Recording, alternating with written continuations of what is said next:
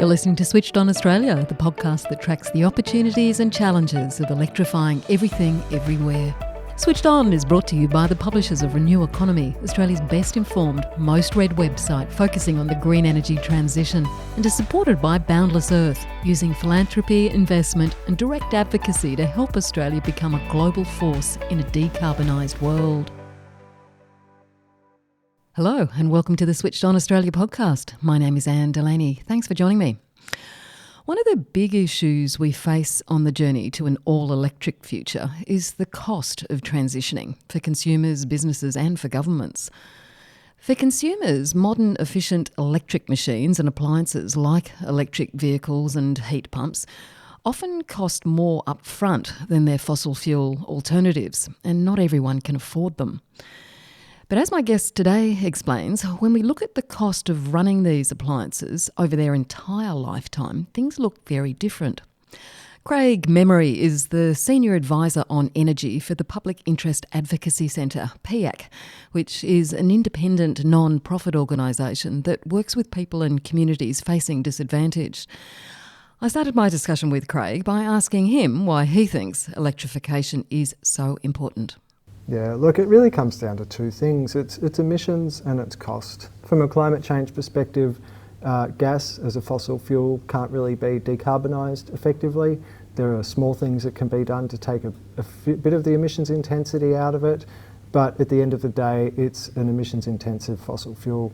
Electricity, on the other hand, can be decarbonised. It's being decarbonised now, and there are plans to end up at net zero, where electricity is expected to be zero carbon or close to it, and expected to potentially do some of the heavy lifting for decarbonising the broader economy.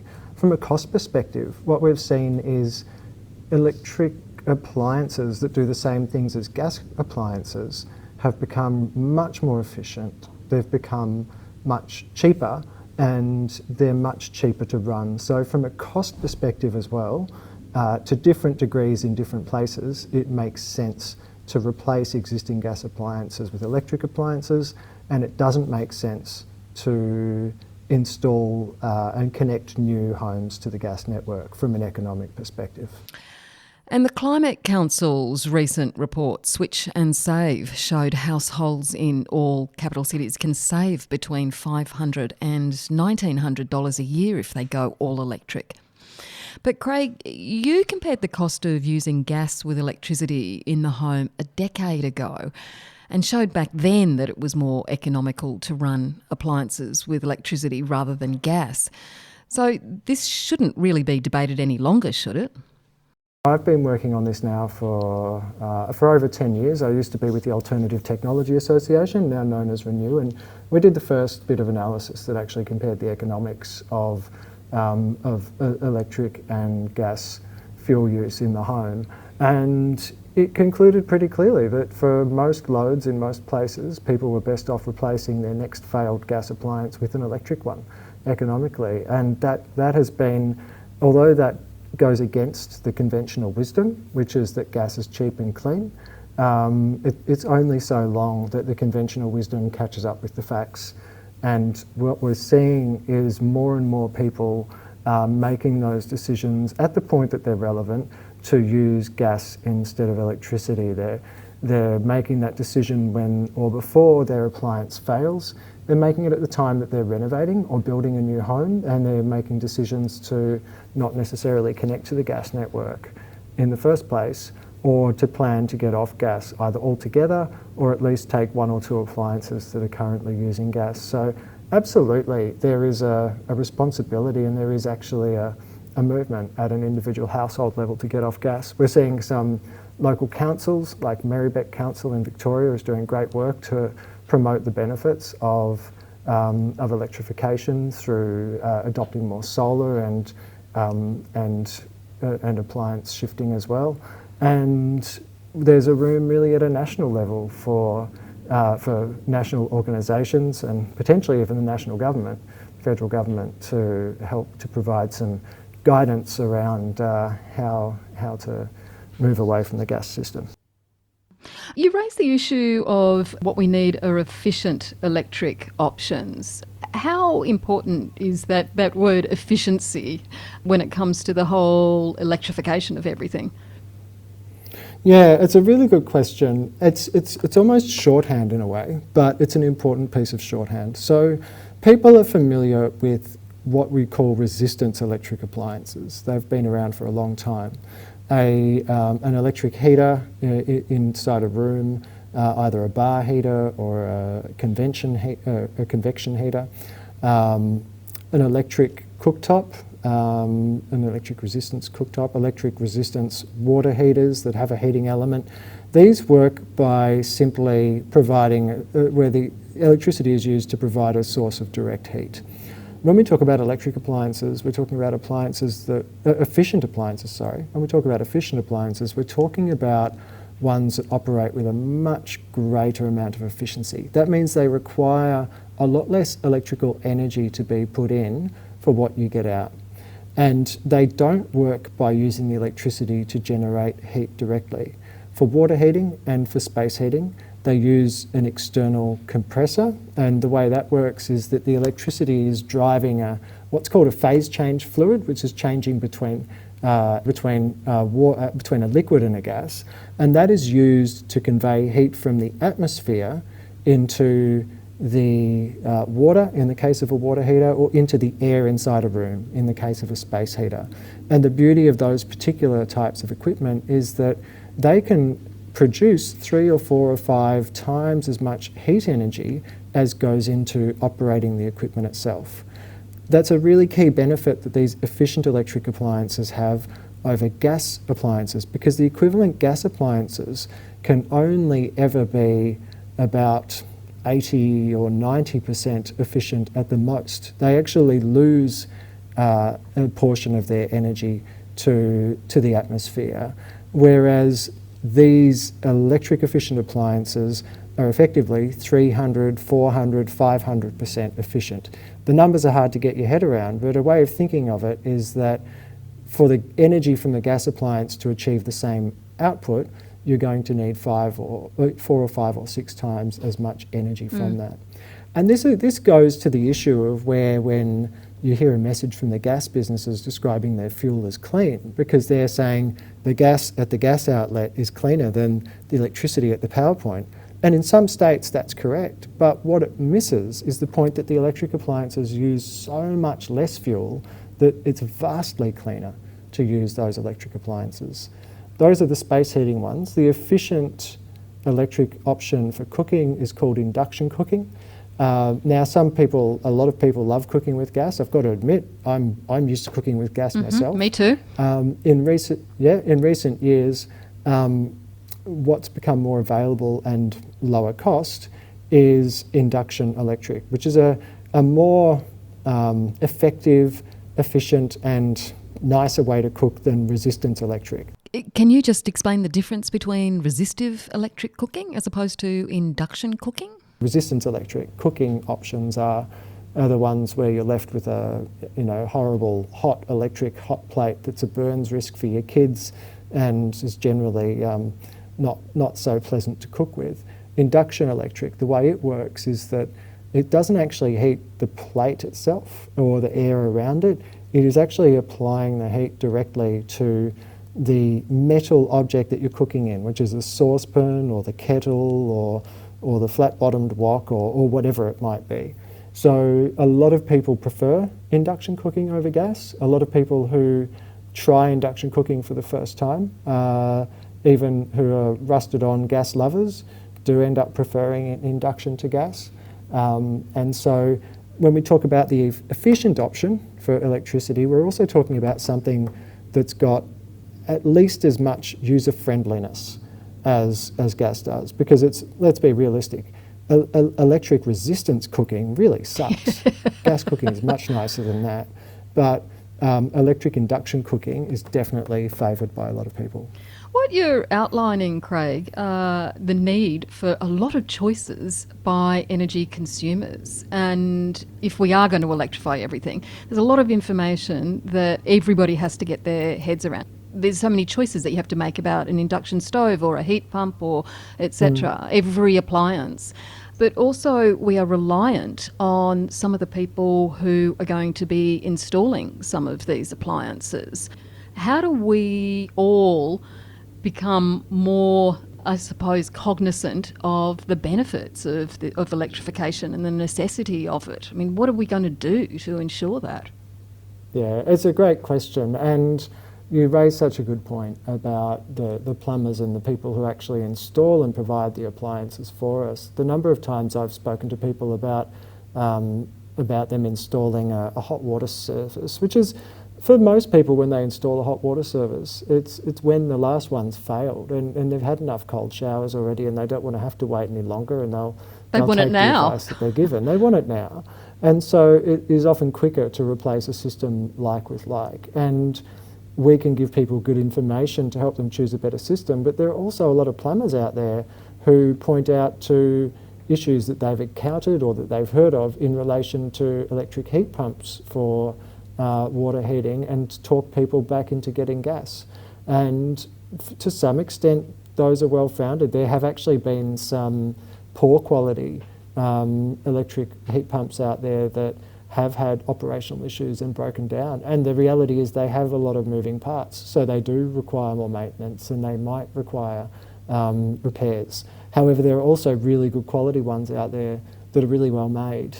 And when consumers are getting the message from people like plumbers and providers, that nuance is being lost. And as well as that, if you're a plumber today, chances are that you've installed 99 gas water heaters for every one electric heat pump that you've installed. It's what you're used to. It's what you're experienced with. So part of the, and what your question really does there is it touches on a whole part of the supply chain that really needs to be modernised as we modernise the electricity system. We need to train up new installers from the start when they're doing their apprenticeships to be aware and understand the nature of the differences between the different appliances. We probably need to skill them up a bit on the difference in running costs, because it's not something that people learn when they do an apprenticeship, is how to advise people on which appliances cost more or less to run, especially when they're looking at different fuel types like gas or electricity. There's a whole lot that needs to be done in the supply chain, including having different standards and having standards that are comparable between electric and gas appliances, whereby gas appliances are held to the same efficiency standards as electric, will automatically help self-select the less efficient gas appliances out of the equation, because if those appliances are penalised or not able to be sold because they are so much less efficient than the appliances that people are better off with, then it makes that decision a lot easier. The reality is, Craig, we are struggling in Australia at the moment to get enough personnel to come in and do a basic electric job in a lot of areas of Australia. How are we going to get the personnel that we need to make this massive electrification transition, and also getting the actual appliances into the country? Because we rely on a supply chain generally from overseas for most of our manufactured goods. How are we going to deal with this? Yeah, look, there's a lot in this, and in one of my roles, I co-chair the New South Wales Renewable Energy Sector Board, which is looking at arrangements for local jobs and content for the New South Wales electricity infrastructure roadmap. And what we're seeing is that, you know, the days of global free trade, where you can assume just on-time provision of the things that you need from overseas markets, those days are behind us. We've seen American policy and different Asian countries' policies seek to use more of their own content locally, and to use less of certain providers. We've seen the impact of everything from ships stuck in the Suez Canal to Russia's invasion of the Ukraine, and the impact that those things have had on the cost of getting the components that we need and the actual appliances that we are used to buying from global markets. At the same time, Australia, like other countries, is on a huge mission to transform its entire energy system and therefore really its economy into a low carbon energy system, and that places huge demand on resources and jobs to build the renewable energy projects that we need and the new energy transmission systems that are going to connect those to the grid. And what we really don't have yet is the local supply chains and the local employment that's going to take us through that particular transition. We're going to need to change, be changing something in the order of hundreds of homes from gas to electric every day in the big states of Victoria, New South Wales, Queensland in particular. And we really don't have the workforce or the supply chains to support that. So we really need governments to get behind programs to build the capacity and the competency and knowledge of for appliance installers. We need to focus, I think, on local jobs and good jobs. Any jobs plan really needs to focus on First Nations jobs as well. And we need to have some support of local manufacture of electric appliances and really prioritising local content, local raw content going into those as well. Getting off gas though, Craig, it involves obviously a cost. It's expensive, say, to switch from your gas heating through to a heat pump. They're not cheap, and going from a gas stove to an induction stove, which are more expensive. A lot of people who can afford to do that can do it and will do it. What's going to happen if we don't give assistance to some of the other people who can't afford it? It's a great question, and this is a big concern that we have at PIAC, which is there's this thing that's likely to occur. It's got a rather dramatic name called the death spiral, and the idea is that in the gas network, where people start to go off the gas network because it's more cost effective and for whatever reasons they're motivated to, that means that the remaining costs get recovered from a smaller and smaller base, which means that the cost of that system goes up for the people who remain connected to the gas network.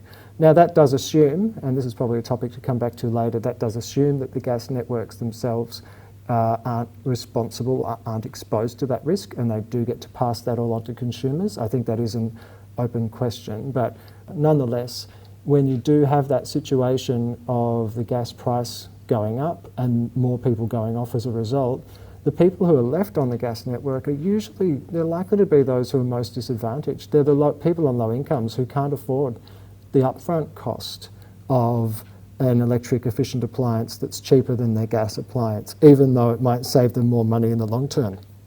It's people in rentals who don't choose their appliances, and their landlord is likely just to replace like with like at the time that an appliance fails. It's also people in high density housing where the efficient electric options, which are more expensive than the less efficient resistance-based electric options, can't necessarily be installed because they require parts to be installed inside and outside of the building, called heat pumps in the case of the bits that are outside the building. So what that means, and just to give a real example of that, if you want to have, say, electric hot water or electric space heating, you can have a heat pump hot water system or a split system for your space heating. They both need to have a component sitting outside the building. If you're in a high density apartment, you can't necessarily have that. So there are barriers for all of those people in low income, those people who are renters, and people in high density environments. A lot of homes that are older in particular and have older electrics will need to be rewired, particularly to accommodate induction cooktops. And that can come at the expense of thousands or even tens of thousands of dollars for some homes for the rewiring alone. So these are all people who are going to be disadvantaged by the move away from gas, and the policies and supporting measures and incentives that are available really need to be targeted at those people to help them get off gas, and where they can't, or where they can't in the shorter term, help to support help to reduce their exposure to bill shock through the increasing cost of supplying gas. The government announced some $1 billion in low interest loans for householders to install solar panels and switch to electric hot water systems and generally make homes more efficient. Is that sufficient? It's definitely part of the picture. So the way I like to think of it is you've kind of got three groups of appliances in a sense when it comes to electrification. You've got the appliances that are going to be cheaper to electrify in the long run. Some of those are going to be more expensive up front because you'll be replacing it with, say, a $2,000 heat pump as opposed to a $1,000 gas heater. In the long run, it'll pay for itself through the savings. But some people just don't have access to that upfront capital. Those people are going to benefit from those loans that allow them to repay their loans at the rate that they save energy. So they can borrow the money up front, not be worse off, and repay it through the savings. The second group of people, though, that I think we also need to consider, and particularly where they're vulnerable and disadvantaged, is the people where there is a bigger, and the appliances where there is a bigger net cost in the long run. And what that means is, particularly in those places where there is rewiring required or where someone is replacing an appliance before it's failed, and therefore they're not saving the cost of avoiding replacing it with another appliance. Where those people are financially disadvantaged, there actually need to be supports that go beyond just low interest loans.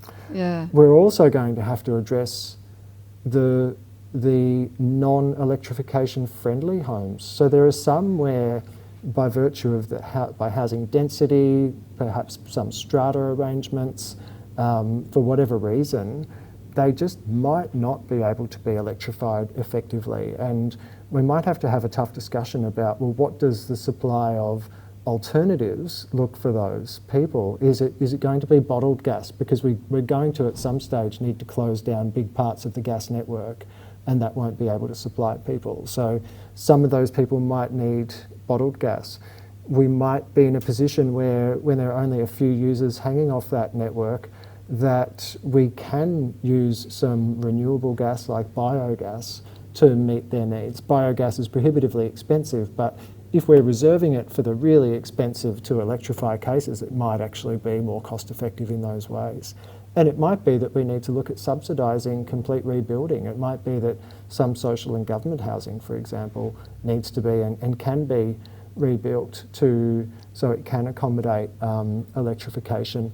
And that'll usually present the opportunity to introduce some energy efficiency and other beneficial measures as well. So, you know, I think what's important to take away from that is there isn't going to be one solution that suits all appliances and suits all households in all areas.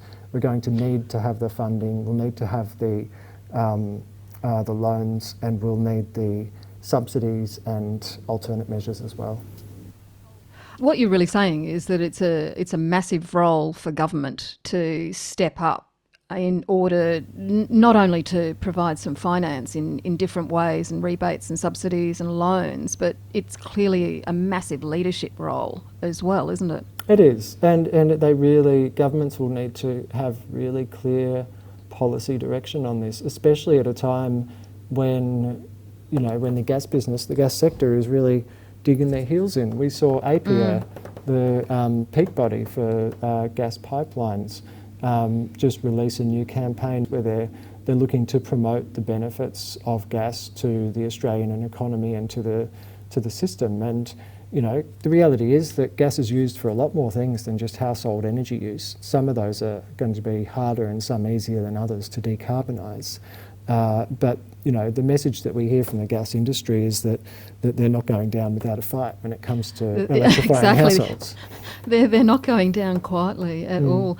You've said that electrification is happening, but you've argued that we can do it the smart way, or we can do it the hard, slow, expensive way. What do we have to do first if we're going to do the smart way? Look, to be honest, there's a lot that needs to be done, and that's why I'd say it's smart, but not necessarily simple. What really needs to be done from the outset, though, is that we need a plan, we need a strategy, we need a common goal held by governments, by industry, by consumers, by the market institution and others, that says this is where we want to get to. And the sensible goal for that, the sensible place to get to, is one where we have shifted all or most of the loads that are currently on the gas network onto electricity. Once that's adopted at a policy level by governments, it can help inform decisions that are made by the energy market institutions in their regulation and rulemaking of the businesses, the electricity businesses and the gas businesses. Once the gas businesses have been put on notice, if you like, about what they can expect from the future, it'll give them no option but to plan for that future. And so the starting point really for doing it smarter has to be policies and decisions by regulators and market institutions that lock in electrification as the future for gas use. How close are we to getting that plan that you think we need? At a national level, I don't think we're quite close yet. At a state-by-state level, we're certainly seeing some promising developments. We've seen the ACT government really put some deadlines on when they won't accept new gas connections, and with a goal of getting off gas altogether in the next couple of decades. We're seeing some similar direction coming out of, or starting to come out of, say, the Victorian government, for example. There is a bit of a sense, though, that it will be inevitable. I mean, we're seeing the gas industry itself has been fighting very hard for about 10 years now to maintain its relevance and to push back against this existential threat that this poses to their business model and their assets. But they're just really trying to buy time, and none of what the gas industry is putting forward as a solution is really likely to be effective in delaying the inevitable electrification of the gas loads. You've touched on issues about the grid. There's no point in going all electric if the power that comes from the grid isn't provided by renewable sources. How are we going on that front? Firstly, the good news is when it comes to electrifying, for the reason I mentioned before about the far greater level of efficiency and far greater bang for your buck that you get out of efficient electric appliances, it actually does still make sense, even before the grid is 100% decarbonised. So if you look at the different states of the national energy market, which is the sort of eastern part of Australia, you've still got pretty carbon intensive generation in Queensland, New South Wales and Victoria, slowly changing. But in South Australia, we've seen a lot of renewables being installed, and if we're not there yet, then we're almost at the point where in South Australia, on a like-for-like basis, the emissions intensity of energy from the electricity grid is probably not much more intensive, if at all, not more carbon intensive than gas from the gas grid there. Because of efficient appliances operating so much more efficiently, though, even in Queensland, New South Wales, Victoria, those more efficient electric appliances are probably still lower emissions than the gas equivalents. So I would say, yeah, there is a point doing it even before we decarbonise. You're listening to the Switched On Australia podcast, where we track the opportunities and challenges of electrifying everything, everywhere. And my guest today is Craig Memory, Senior Energy Advisor at the Public Interest Advocacy Centre. Now, the all-electric transition can also give consumers more control over our energy consumption. By generating our own energy from solar or storing it in batteries, consumers can control where we get energy from and manage the cost to some extent, especially if we have an energy management system that provides real-time data on our energy use. Electrification definitely gives more control back to people, and it does it in a few ways. It does, as we've discussed, it allows them to reduce their costs. And we talked about aligning, when you use your water heater with when there's surplus solar, for example. There are already, and there will be at a wider scale, options that allow for more sophistication so that You can capitalise on when, say, the energy wholesale price is lower. Now, you don't need to know what that is or when it is, because those devices will be automated. There's a common misconception that to make use of the flexibility of these appliances, people are going to have to be huddled over an app waiting for the wholesale price to hit $1,000 a megawatt hour and then press a button. The reality is most of it will be automated. Most people don't have an appetite for being complete energy geeks and watching over their... I know I certainly don't, and I live and breathe energy, and I really couldn't be bothered watching an app to see what price my wholesale energy supply is at a certain moment. Most of the stuff will be automated to provide benefit to both the user and to the wider system, and therefore other energy users as well. But for the people who do really want to get involved and do have that appetite for really taking control of their own energy usage, they can opt into an energy retail product where they're even exposed to that wholesale price in real time, and make decisions about when they do and don't use energy, particularly for those flexible loads like their hot water and like their electric vehicles. One final question, Craig. How hopeful are you that we can make this massive transition in time? What you've outlined is it's a massive move. Can we do it? Look, it's a great question. Some would argue that we're already out of time. You know, if the framing that we're using is around climate change, we need to do everything 10 years ago. To be optimistic though, I'm really hopeful that in the 10 or more years I've been looking at electrification, it's really emerged as a more popular and more widely known idea. In much the same way that 20 years ago there weren't many people putting solar on their roofs, and now, you know, something like 1 in 3 or 1 in 4 households have solar on their roof. I think we're getting to that point. I don't think that point is far away, where it becomes a standard decision that people make.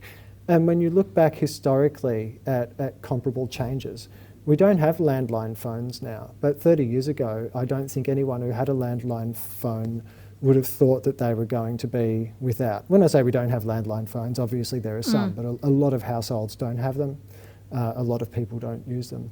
Go back further, we used to have gas street lighting, and it was when street lighting was electrified, the gas businesses then also pushed back quite hard because they didn't want their gas street lights to be closed down. The reality is that you can only keep better ideas away for so long.